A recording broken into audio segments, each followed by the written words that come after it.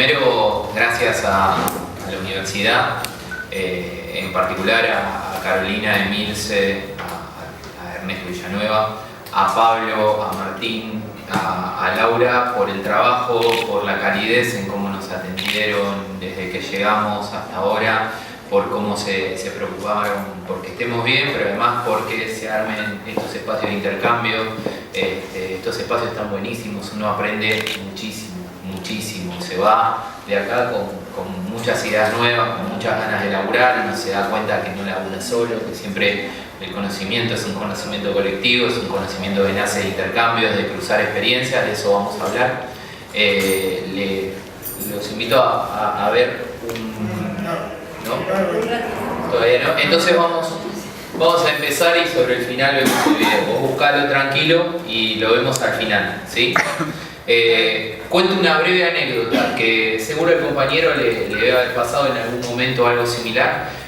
Cuando yo empecé a trabajar con temas de video y era finales de los 90, inicios del 2000, había toda una cuestión de ir a trabajar en territorio con pibes y una vez me pasó algo que fue muy divertido, que era, bueno, ¿qué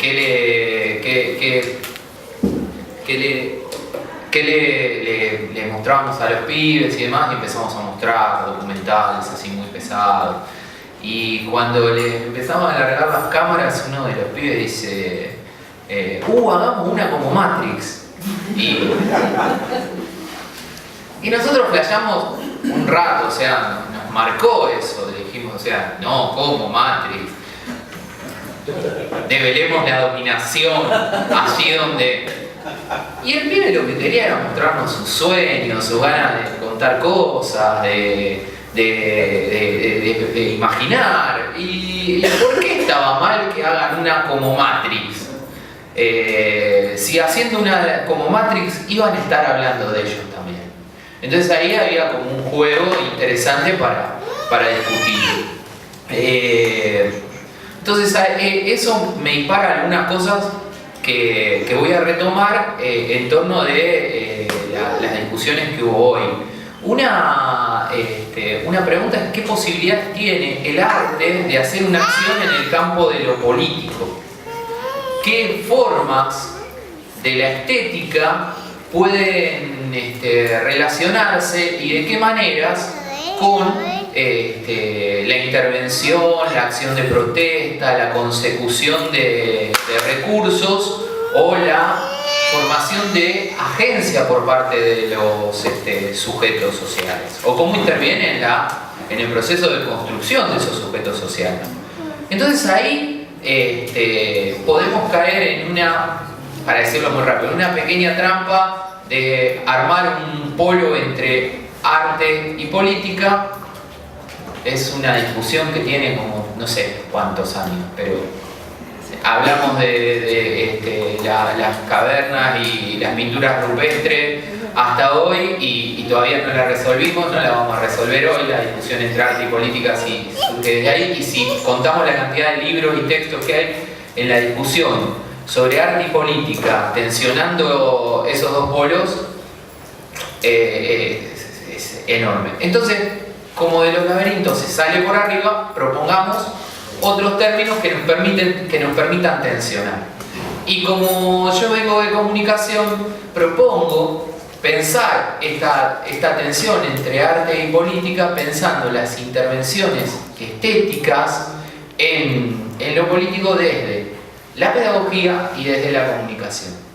Digo, ¿cómo desplegamos acciones pedagógicas? No aseverando, marcando líneas, sino con una pedagogía, con nuevas pedagogías, con nuevas formas pedagógicas, con formas implicativas para laburar con los otros, y con formas de comunicación que no impliquen una bajada de línea, sino el establecimiento de diálogos. Digo, eso. Entonces ahí podemos pensar lo estético ligado a la intervención, y desde ahí pensar cómo se labura con el otro.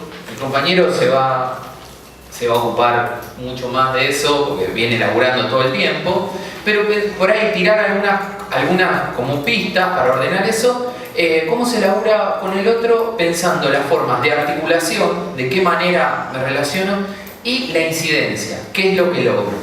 O sea, articulamos, nos relacionamos con otros, con un objetivo, discutimos los objetivos y después de qué manera eso que articulamos logra alguna transformación. Ahí estamos pensando los procesos de intervención que son como caros a este espacio. Entonces, en estos procesos no podemos establecer una línea así evolutiva. Son procesos que implican discusiones, relaciones. Ahora, cada vez que pensamos un trabajo de discusión estética está ligado a eso, está ligado a esas líneas. ¿Con quién trabajo? ¿Para qué? ¿Y qué logro? Y eso en el marco de 3 posibles logros. Digo, ¿desde dónde podemos lograr algo? Desde lo comunicacional, desde lo estético. Podemos lograr algo desde construir una identidad común de un grupo, fortalecer alguna dimensión de esa identidad común, desarmar alguno de los estigmas que recaen sobre esos sujetos. Digo, nos dicen que somos chorros, nos dicen que somos negros, nos dicen que somos, no sé, distintas cosas, planeros, vagos, comprados, y nosotros armamos un relato que nos permita a nosotros afirmar y discutir ese estigma que viene desde fuera. El estigma siempre está ligado también a un proceso que es primero estereotipar, reducir a los sujetos a una serie muy pequeñita de atribuciones y desde ahí generar el estigma. No todo estereotipo es estigma, pero todo estigma implica un estereotipo. Es reducir un sujeto a pocas condiciones. Bueno, ¿de qué manera nosotros, desde distintas experiencias y puestas en juego estéticas en el territorio, podemos desarmar ese estigma? Esa puede ser una de las formas. O podemos afirmar una identidad capaz de avanzar en la consecución de derechos, la consecución de cosas que todavía nos faltan. Ese es uno de los puntos. El segundo es la transmisión de experiencias. Contarle a los otros cómo nos organizamos, qué hicimos y reflexionar nosotros sobre cómo nos organizamos y qué hicimos. Y la tercera es la obra pública. No la obra pública pensada en el sentido que debido pensaría la obra pública, sino el claro. O también, digo, sin pavimento. No, yo con debido. No, porque se apaga el micrófono. El debido respeto. Con el debido respeto. No, pero sin pavimento es más difícil generar un documental en un barrio, así que no está mal, el compañero hizo lo suyo también para el desarrollo de ciertas obras. Pero digo, la obra pública en el sentido del momento en el que se arma una producción y se pone en discusión en el público, y eso genera opiniones a favor, en contra, ayuda a elaborar la palabra propia de ese colectivo, de esos sujetos. Eso es uno de las líneas para elaborar. La otra línea para elaborar es, bueno, ¿qué entendemos por estética? Y yo quería mostrar un videito, voy a tratar de mostrarlo, pero el compañero también trabaja sobre esa línea y hay otros que tiene que ver con muchos relatos que vienen surgiendo, que son relatos en y sobre el conurbano en particular. Digo, y hoy se discutió esa cuestión de los relatos en y sobre el conurbano. Y ahí hay una discusión que nos corre un poquito de la certidumbre de ese saber que viene de la academia. Vieron que, citando a Jaureche hoy y demás, se habló de, bueno, cuáles son los saberes legítimos, cuáles no, y nosotros tendemos a reproducir ciertos saberes legítimos y hablamos naturalmente del campo y la ciudad. Porque está bueno, porque Williams escribió un libro hermoso sobre eso y demás. ¿Y el conurbano? ¿Dónde está? ¿Está en el campo? ¿Está en la ciudad? ¿Está en la periferia? Dije el conurbano y... está bien. Estaba hablando del conurbano. Entonces, ¿y el conurbano dónde está? ¿Dónde donde entra en esa tensión del campo y la ciudad. Es nada más que un punto de pasaje del compañero o compañera que venía del interior y se quedó en el primero o en el segundo cordón, o tiene una imaginería propia, tiene una capacidad de generar propia de generar relatos, pero también de generar experiencias, de generar modos de entender lo estético y lo político. Por eso estuvo buenísimo que cuando pregunté, ¿y el conurbano? Junto entró Diego, ¿no? O sea, si lo quería hacer a propósito no me salió. Entonces hay como un otro, que es un otro cultural y político en esa conurbanidad, que también está bueno para pensarlo en el momento de producción de relatos. Un otro que tiene su propia estética, o sus propias estéticas, o sea, estéticas en plural, sus propias éticas y sus propios modos de entender la organización, la política, y desde ahí esos relatos y las formas colaborativas de generar relatos nos pueden ayudar a pensar su politicidad, es decir, generar relatos que al encuentro con un pool, con un espectador, sirvan para movilizar, para avanzar. Entonces, el desafío en eso es asumir la complejidad de ese sujeto del conurbano con el que laburamos todo el tiempo, asumirlo sin caer en la fascinación de celebrar acríticamente. Digo, si antes el que venía del interior era bueno, digo, el interior enfatizando las comillas, era bueno y puro, y el que venía de la ciudad era mucho más vivo, bueno, el que viene del conurbano hoy es el sujeto que encarna las reivindicaciones populares. Y tampoco tanto, digo. Es un sujeto que está tramado por la forma del poder, que está tramado por un montón de complejidades. Asumiendo esas complejidades, el desafío es poder relatar. Y ese es el trabajo del compañero también, entonces por eso no me extiendo mucho, pero supongo el desafío es generar nuevas formas expresivas. ¿Cómo? Con estas formas colaborativas, generando nuevas formas de expresión, pero que no sean solo la genialidad de alguien que se le ocurrió, que sean ir a laburar con otros, generar con esos otros ese discurso, y eso nos sirve para correr otra cuestión, que esa es una cuestión política que está buena, que es pensar la ciudad como sinónimo de ciudadanía.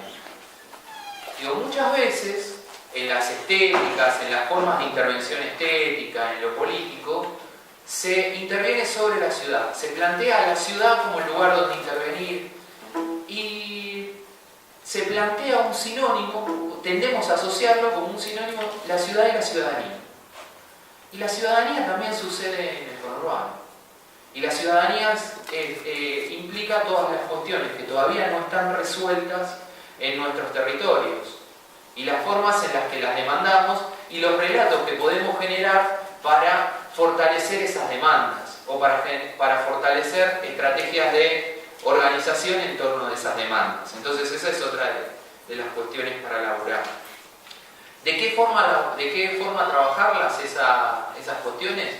Por un lado, en el caso de los audiovisuales, con una pista que yo suelo trabajar, que es hoy pensar la idea de polifonía, la polifonía autoral, bastiniana, como una apuesta de trabajo, es decir, yo genero un relato polifónico, es un poco ingenuo, digo, yo soy el poseedor del dispositivo o el sujeto legítimo que puede narrar.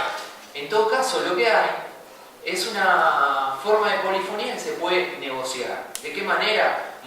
Trabajando junto con los otros el guión, haciendo distintas muestras, haciéndolo apropiarse del dispositivo, digo, distintas cuestiones. Entonces, ese es el desafío. Pensando también el conurbano, ligado a lo que se señalaba hoy como periferia, pero también como lugar desde donde se impugnan las maneras en las que se entiende lo normal, lo correcto, lo ciudadano, y se plantean proyectos inconclusos. Y por otro lado, el conurbano como el lugar donde trabajar y sumar experiencias y saberes. Digo, un lugar de amalgama y un lugar mestizo. Y ese conurbano como lugar de amalgama y lugar mestizo no es otra cosa que, y acá veo los trapos y demás, que el lugar desde el cual el pensamiento nacional, que nunca fue un pensamiento sustancialista, pese a que la inteligencia se dedicaba a pensarlo de esa manera, planteaba los proyectos de emancipación.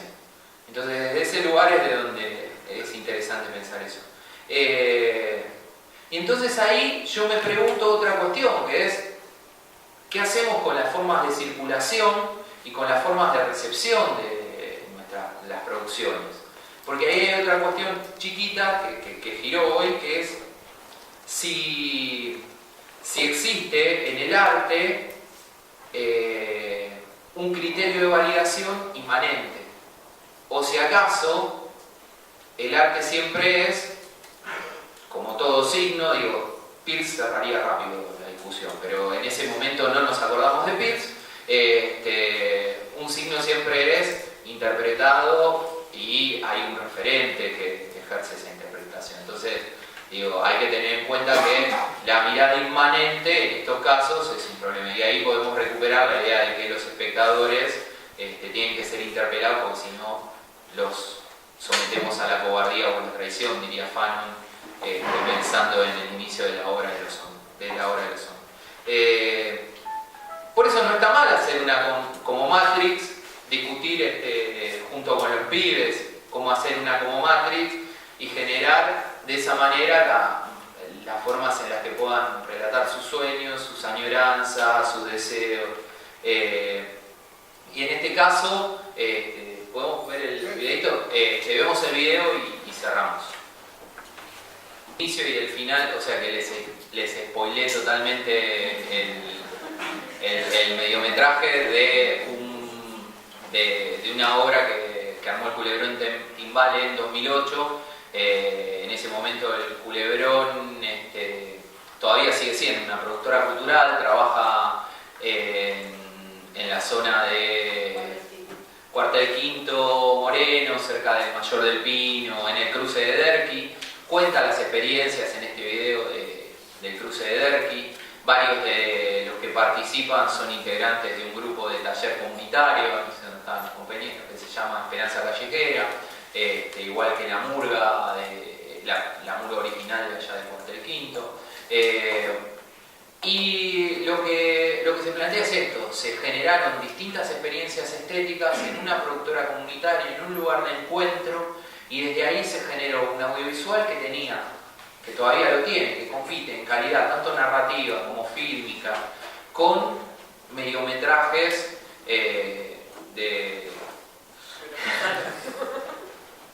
igual es hermoso, se va terminando el tiempo, con mediometrajes de escuelas de cine y demás. Entonces, digo, se pueden generar estas experiencias con una calidad, empatando calidades con el mercado, y la verdad que en eso es muy interesante. Y acá se narra el conurbano justo en 2008, y la historia tiene que ver con ese momento, baja imputabilidad y demás, y también se narra cómo se plantean otras formas de organización, se proponen otras cosas, cómo no es solo eso, la vida de los pibes, de las pibas, de un barrio del conurbano. Entonces ahí es donde a través del video podemos pensar las formas de vincularnos, o sea, a través del relato audiovisual podemos pensar las formas de vincularnos con el territorio o de practicar la universidad